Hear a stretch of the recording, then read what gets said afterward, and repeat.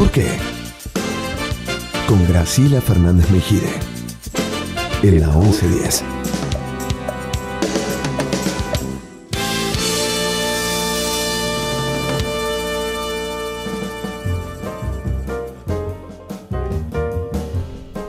Seguimos con Eduardo Amadeo y Rodolfo Gil hablando del Brexit, pero ustedes me van a permitir que les haga una invitación.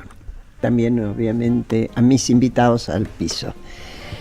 El 11 de julio, a las 9 horas, el Club Político Argentino va a celebrar el Bicentenario.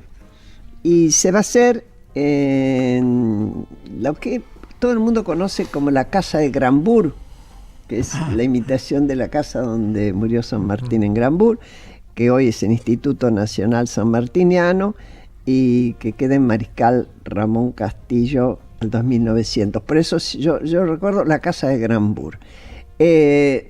Particularmente, además de expositores argentinos, por cierto, hemos convocado uruguayos. En aquella época Uruguay formaba parte de las Provincias Unidas del Río de la Plata, no de la Argentina, pero sí de las Provincias Unidas. Por lo tanto, recibieron bien la invitación tanto el embajador del Uruguay acá como gente que va a venir a hablar desde allá.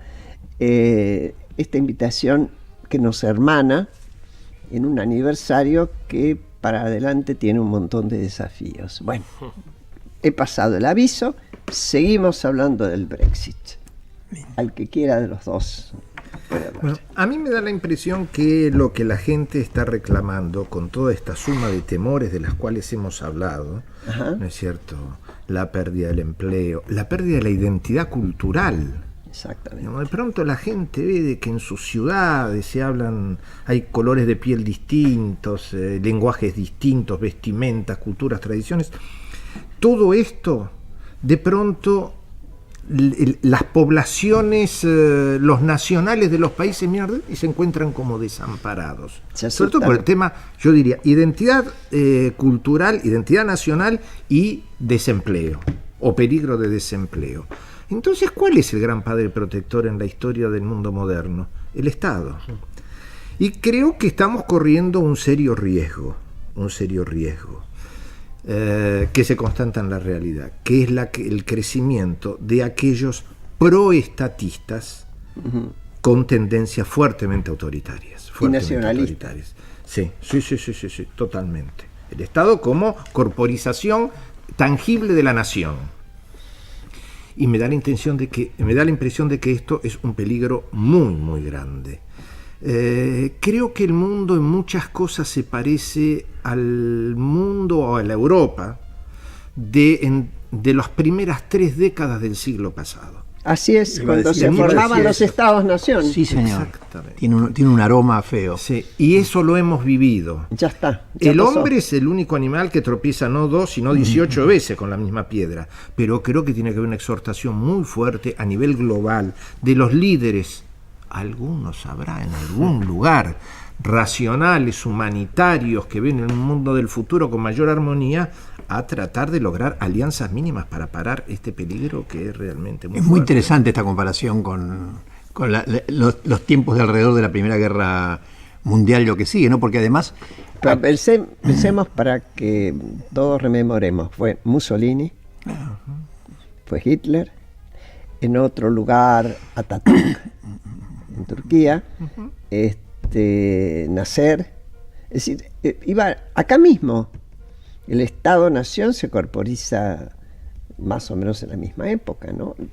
Como Estado-Nación. Seguro. Y además tenemos un dato no menor, y yo sé que seguramente soy un poco imprudente en este tema, pero está el señor Putin mirando Europa. Así es. Putin aplaudiendo. Ha mostrado una y otra vez... Con ojos avariciosos. Efectivamente, ha mostrado una y otra vez que una de las maneras de mantener el poder... en la vieja Rusia esto ha sido una constante, es el tema geopolítico, ¿no? Entonces, porque siguiendo tu comparación con los tiempos del siglo pasado, Europa es como una acumulación de estados con largas y complejas historias geopolíticas, raciales, culturales, etcétera, que como sucedió en su momento en Serbia, Bosnia y compañía, Herzegovina. Exactamente, puede explotar con cualquier chispa. Si a eso le cruzamos los miedos culturales, la invasión de los inmigrantes, los negros del África, etcétera, etcétera, lo que tenés allí es un polvorín con diversos grados de explotabilidad. Ahora, el amigo Putin ha mostrado en Crimea, por ejemplo, que tiene vocación de explotar ese tipo de problemas. Hoy día la NATO está armando claramente un escudo antimisil alrededor de Rusia, y entonces volvemos al inicio de nuestra charla, que es el tema de los liderazgos, ¿no? ¿Quién va a poder negociar esto? Porque además la salida de Inglaterra de la Unión Europea agrega también una debilidad diplomática, si no militar, ¿no? Claro, y cuando vos decís negociar, yo creo que justo la palabra, porque aparecía un Putin decidido a repetir de la forma que sea una historia tradicional de Rusia. Entonces uno automáticamente dice, bueno, ¿quién se le opone con una... Ya pasó eso. La Guerra Fría ya fue. ¿Quién es capaz de negociar, de tramitar? Y ahí debe haber más de uno, me parece, o debería, ¿no? Yo creo que hay dos naciones que tienen una suerte de horror al encerramiento, o que son claustrofóbicas. Una es China, la otra es Rusia. Rusia más por razones culturales, ¿no es cierto? El sueño del imperio, digamos, el avance sobre Ucrania, sobre la Crimea, sobre Kiev, porque Kiev fue la primera capital del imperio ruso, no fue Moscú, fue Kiev. Y ahí se cristianizó Rusia, ahí adoptó el cristianismo como religión oficial. Yo creo que como la población, como Austria, la población alemana en los sudetes checoslovacos, en el corredor de Danzig en Polonia, eso fue la excusa de Hitler para invadir la población rusa de Ucrania y de muchos países eslavos.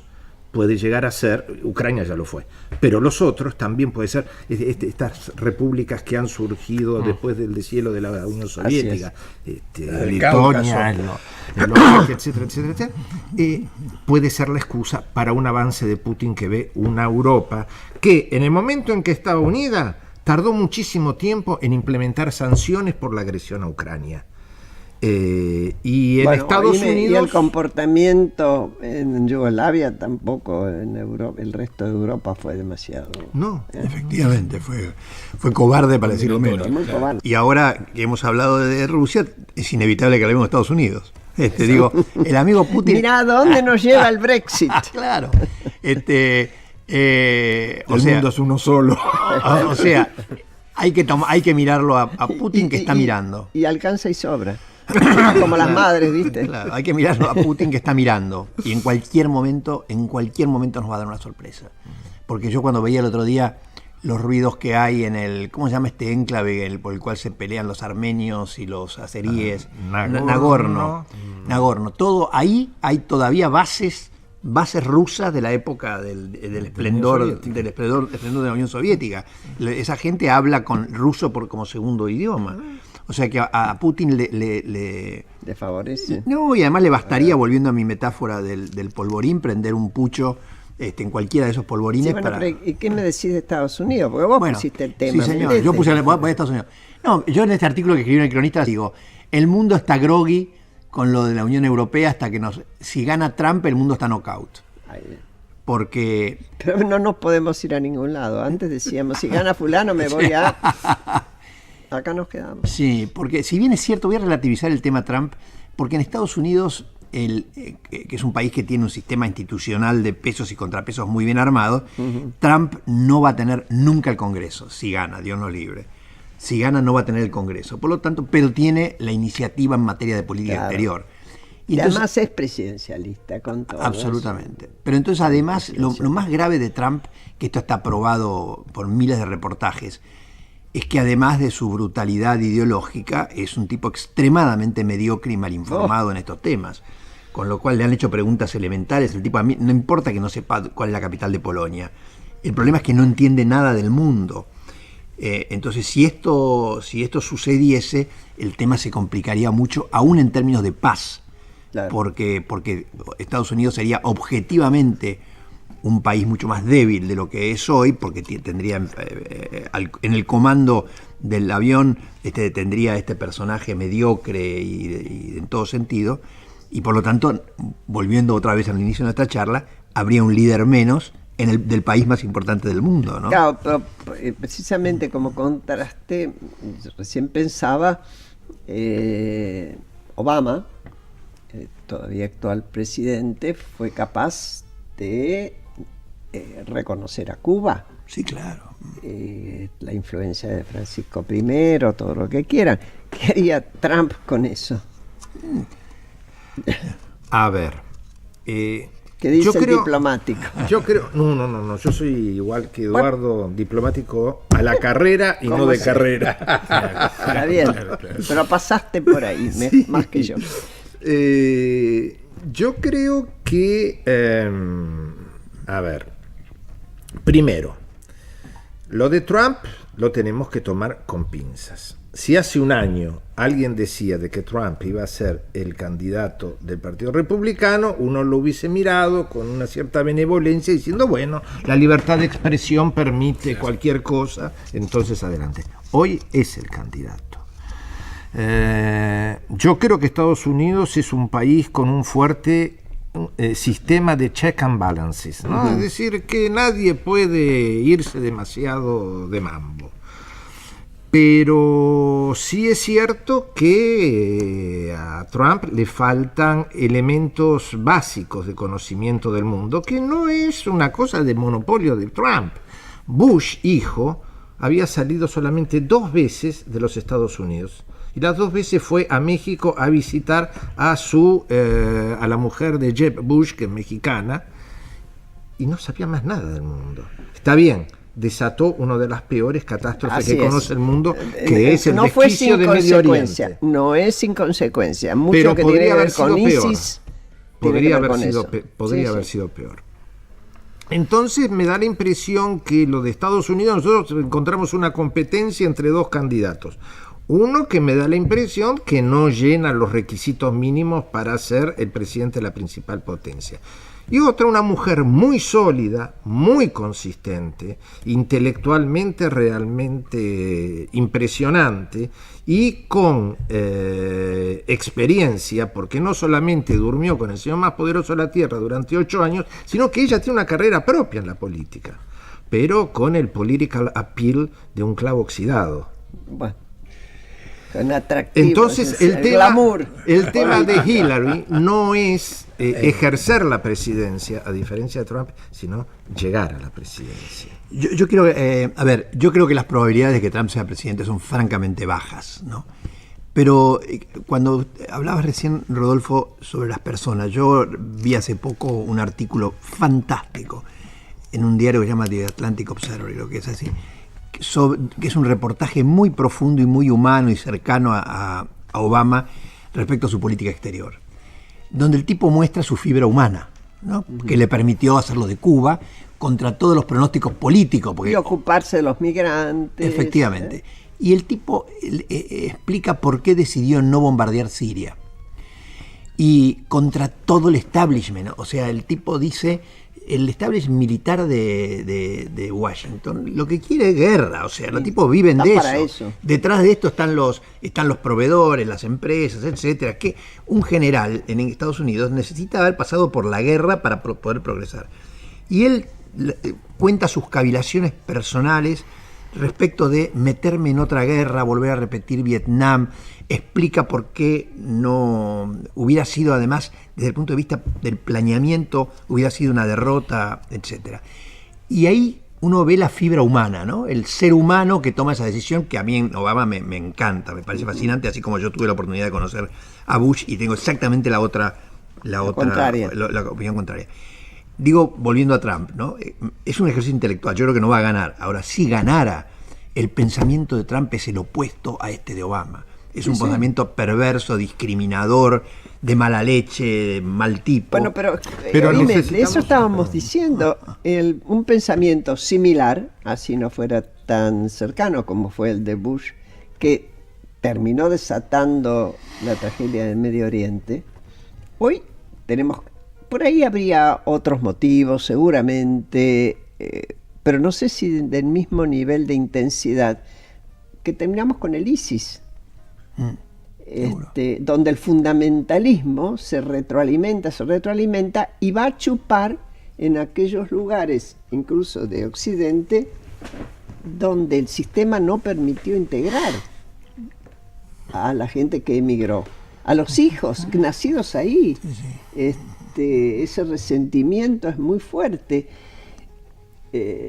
Realmente yo hoy les comentaba a ustedes, miro el mundo desde un lugar de una mujer que pasó por muchas cosas y tiene muchos años, ¿no? Y veo qué cambio brutal, sobre todo van a vivir mis hijos y más que mis hijos, mis nietos. Sí. Porque va a ser un cambio muy brutal, ¿no? Y en ese sentido, perdón, ¿cómo accionar sobre las causas, ¿no? Porque estamos hablando de Brexit, estamos hablando del fenómeno de Donald Trump con sus diferencias desde ya. Obedece también a una cierta secuencia, ¿no? Vemos los movimientos migratorios del norte de África hacia Europa, sobre todo por Grecia, que no lo pueden controlar. ¿Cómo actuar sobre las causas? Digo, en algún momento, si mal no recuerdo, se esbozó una suerte de plan Marshall para África. ¿Cómo poder, digamos, orientarnos en esa dirección? Si no, es muy probable que vuelva a ocurrir. A ver, yo creo que son distintas las amenazas. En Europa, el europeo ve como amenazante a los norafricanos, a los asiáticos, a los europeos del este, etcétera, etcétera, etcétera, amenazas a su trabajo real. En Estados Unidos esto no es así. Primero, en Europa hay baja capacidad, como recién decía Graciela, de integración del inmigrante. ¿No es cierto? Los musulmanes y los norafricanos, hay turcos que fueron a Alemania a trabajar en los 50 en la industria automotriz y siguen sin hablar, los que sobrevivientes siguen sin hablar alemán, hablan turco y siguen siendo turcos y sus hijos turcos. En Estados Unidos, los migrantes apenas cruzan la frontera quieren comprarse el sombrero y las botas de cowboy y ser gringos. Eso es lo que, digamos, la capacidad de absorción del inmigrante en los Estados Unidos es enorme. No pasa lo mismo en Europa, que es una sociedad con mucha menor movilidad social. Sarkozy ha sido una excepción, digamos, francés de primera generación que llega a presidente de Francia. Imposible de pensar En antes. Estados Unidos tenemos no es negro, un mulato, hijo de un keniata y de una señora misionera de Kansas, o no me acuerdo de dónde era, presidente de los Estados Unidos y aparte primero en su línea en Harvard. Yo creo que Obama, para referirme un poquito a él, va a ser recordado como un gran presidente. Así es. Primero por una razón, evitó un cataclismo económico mundial. La crisis de los 30 hubiese sido un chiste si no hubiésemos tenido al señor Obama y al señor Bernanke. Eso es lo primero. Lo segundo, ha tenido políticas muy progresistas. El tema de las migraciones es muy importante. El tema de Cuba es un poco, ya se caía de Maduro. Seguro. Había que hacer poco, ¿no es cierto? Pero había que hacerlo. Había que hacerlo. Nosotros Incluso tuvimos... contra la voluntad de muchos cubanos viejos y conservadores de Miami. Sí, y cubanos de Cuba. Y cubanos de Cuba. Porque claro. el bloqueo, para quien fue el gran negocio, fue para Fidel. Bueno, desde Eso ya. es clarísimo, ¿no es cierto? Quisiera agregar una cosita. Vos mencionaste una cantidad de episodios de los últimos tiempos cuya génesis se remonta a un par de décadas atrás y también entre 5 y 10 años, de gravísimos errores diplomáticos cometidos por liderazgos, en particular por los Estados Unidos, ¿no? El delirio de Bush con Saddam Hussein se repitió después con el enamoramiento con la primavera árabe. Sí. Que lo que hizo fue darle de comer a un grupo de jóvenes románticos que generaron una bomba de tiempo y de la cual abrevó ISIS hasta hoy, ¿no?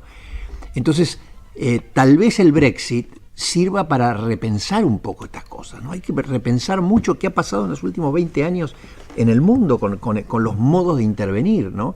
El Medio Oriente hoy día es el resultado de lo que viene desde Bush hasta acá, viene de las dificultades para poder encontrar políticas de integración anticipadas, tempranas, haber intervenido el tema no resuelto de Siria, digamos, el 80% de los inmigrantes son sirios de un país para el cual el mundo no pudo encontrar una solución. Exacto. Entonces hay que repensar la diplomacia de una manera mucho más fina, más profesional y más humana que lo que se ha hecho en estos tiempos, ¿no? Donde se dejaron avanzar los conflictos, se enamoraron de romanticismos e ideologías y produjeron este desastre. Yo creo ¿no? que hay que repensar también los organismos internacionales que deberían estar pensando eso. Sí, sí. Parece que Naciones Unidas tiene grandes agujeros sin surcir, que el propio Parlamento Europeo no ha dado espacios para esta reflexión, a lo mejor ahora sí. Mi pregunta es, a ver si saben, después del Brexit, bueno, el primer abombado que quedó ahí como atontado fue Cameron. Lo reemplaza, creía poderlo reemplazar un gran impulsor del Brexit que había sido el alcalde de Londres, sin embargo se ve desplazado. Y el que le sigue, ¿qué intenciones tendrá? ¿Cómo viene esa mano? ¿La conocen? Yo no la conozco en detalle, lo que sí agrego entonces a la preocupación por el Brexit es la falta de liderazgo en Inglaterra, ¿no? Se pulverizaron los liderazgos, no hay quien conduce. A ver, este barco a este barco se le rompió el palo mayor. Está en medio de una tormenta, va de acá para allá y el capitán está borracho. Digo, ¿cómo manejas esto, no? Este tema hay que resolverlo porque Merkel, ¿qué les dijo? Muchachos, está bien, ya se sacaron las ganas, ahora no vamos a bailar al ritmo de ustedes. Se apuran. Váyanse. Claro, si dejamos esto durante 3 o 4 años, esto es un desastre, así que la cortamos rápido. Y del otro lado, no hay quien le conteste el teléfono. Exacto. Eso lo pongo yo en la parte de los pasivos, ¿no? Una de las cosas para preocuparnos del Brexit es que Inglaterra está al garete. Y hay que ver ahí cómo lo resuelven ellos, ¿no? Yo no sé cómo sigue. ¿Qué pensás, Rodolfo? No, yo coincido con lo que dice Eduardo en la crisis en los dos grandes partidos. Boris Johnson, que fue uno de los grandes impulsores de esto, esta movida tuvo en el Partido Conservador 3 impulsores: Gove, Johnson y May, Theresa May. Johnson se fue. Gove tiene pocas chances y Theresa May parecería ser que alguna chance tiene. Pero la crisis no solamente está en el Partido Conservador y en el liderazgo del Partido Conservador. No, también Corbyn acaba de tener un voto de desconfianza de sus parlamentarios, pero abrumador. Y el tipo dice, no, yo no renuncio. ¿Por qué? Porque a mí me votaron las bases y yo soy un jefe del laborismo de las bases. La situación de Inglaterra es complicada. Yo vuelvo a insistir de que hay muchos focos que son potencialmente peligrosos para la paz mundial.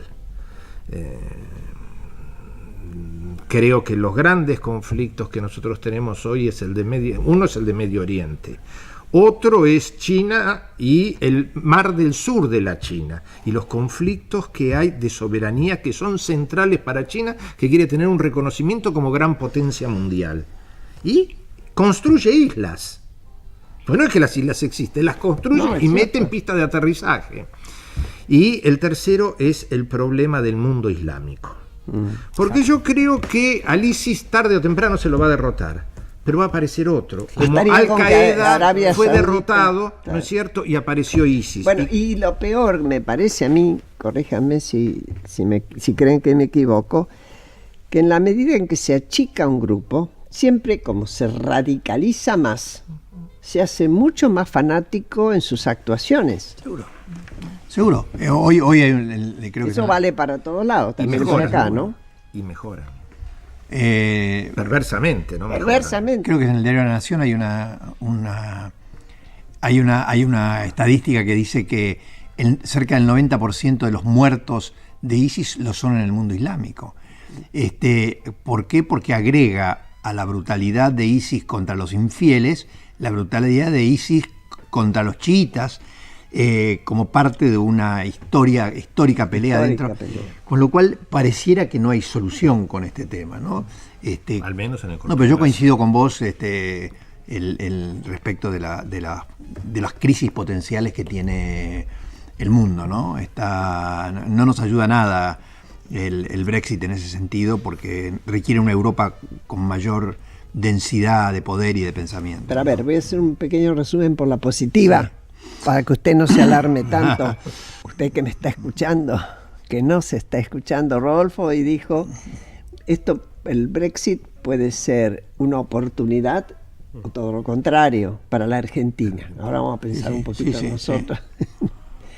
Es un espacio, y bueno, cuando uno habla de oportunidades hoy acá, y dadas las circunstancias por las que atravesamos desde el punto de vista económico, no es poca cosa. Está bien, desde el punto de vista ético estamos también en medio de un zafarrancho, pero económico es notable, y ese se podría modificar si se encontraran los caminos para exportar a Inglaterra aquello que Inglaterra necesite de nosotros. Este es un resumen más o menos claro. Sí, es una oportunidad para una Argentina que refuerce su lugar en América Latina.